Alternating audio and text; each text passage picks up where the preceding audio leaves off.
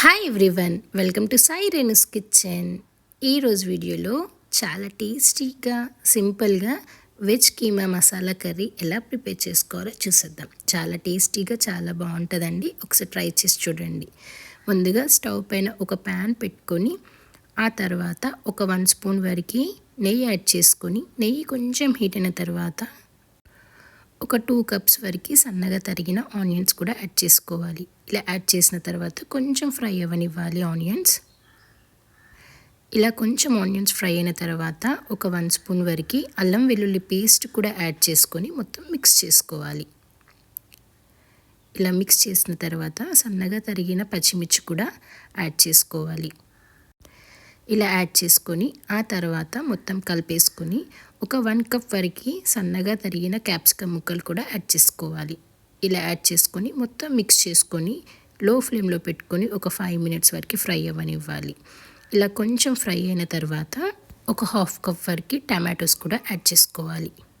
ఇలా యాడ్ చేసేసి ఆ తర్వాత మొత్తం మిక్స్ చేసుకొని ఒక 1 కప్ వరకు టమాటో ప్యూరీ కూడా యాడ్ చేసుకోవాలి. టమాటో ప్యూరీ కూడా యాడ్ చేసేసి ఆ తర్వాత మొత్తం మిక్స్ చేసుకొని ఒక 1/2 గ్లాస్ వరకు వాటర్ యాడ్ చేసుకోవాలి. వాటర్ కూడా యాడ్ చేసి కొంచెం ఫ్రై అవ్వనివ్వాలి.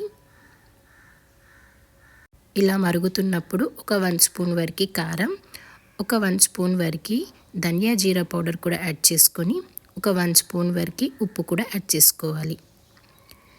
ఇలా మొత్తం యాడ్ చేసేసి ఆ తర్వాత మొత్తం మిక్స్ చేసుకోవాలి. ఇలా మొత్తం మిక్స్ చేసుకున్న తర్వాత కొంచెం దగ్గరికి రావాలి, కొంచెం ఫ్రై అవ్వాలి. అది ఫ్రై అవ్వాలి మొత్తం. కొంచెం హై ఫ్లేమ్లో పెట్టుకొని కొంచెం దగ్గరికి వచ్చే వరకు కొంచెం ఫ్రై అయిన తర్వాత ఒక 1 కప్ వరకు ఉడకబెట్టిన క్యారెట్ ముక్కలు అలాగే బీన్స్ ముక్కలు కూడా యాడ్ చేసుకోవాలి. ఇలా యాడ్ చేసేసి ఆ తర్వాత మొత్తం మిక్స్ చేసుకోవాలి. ఇలా మొత్తం మిక్స్ చేసుకున్న తర్వాత పన్నీర్ కూడా యాడ్ చేసుకోవాలి. ఇలా పన్నీర్ కూడా యాడ్ చేసేసి ఆ తర్వాత మొత్తం మిక్స్ చేసుకోవాలి. చూసారు కదా, చాలా సింపుల్గా టేస్టీగా చాలా బాగుంటుంది. ఒకసారి ట్రై చేసి చూడండి. మీకు ఈ ప్రాసెస్లో నచ్చినట్లయితే అలాగే టేస్ట్ కూడా చాలా బాగుంటుందండి. ఇలా మొత్తం మిక్స్ చేసుకున్న తర్వాత కొంచెం ఫ్రై అయిన తర్వాత మళ్ళీ ఒక 1/2 కప్ వరకు వాటర్ కూడా యాడ్ చేసుకోవాలి.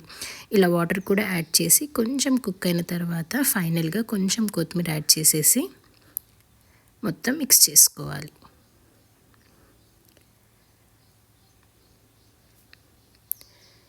ఇలా మొత్తం మిక్స్ చేసేసి ఆ తర్వాత ఒక 1 స్పూన్ వరకు బటర్ కూడా యాడ్ చేసుకోవాలి. ఇలా బటర్ కూడా యాడ్ చేసేసి మొత్తం మిక్స్ చేసుకొని ఆ తర్వాత స్టవ్ ఆఫ్ చేసుకోవాలండి.